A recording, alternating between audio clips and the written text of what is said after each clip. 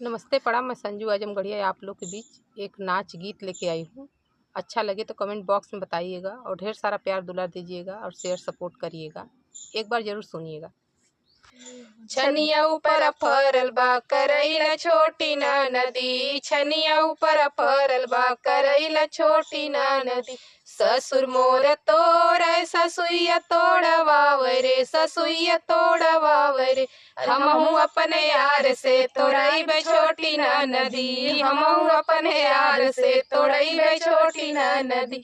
छनिया ऊपर फरल बा करैला छोटी ना नदी, छनिया ऊपर फरल बा करैला छोटी ना नदी।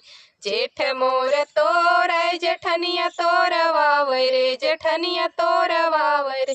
हमहू अपने यार से तोड़ाइबे छोटी ना नदी, हमहू अपने यार से तोड़ाइबे छोटी ना नदी।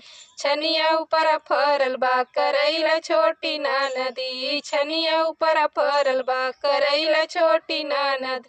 देवर मोर तोरे देवरनिया तोरवावे रे, देवरनिया तोरवावे रे। हमहू अपने यार से तोड़ाइबे छोटी ना नदी, हमहू अपने यार से तोड़ाइबे छोटी ना नदी।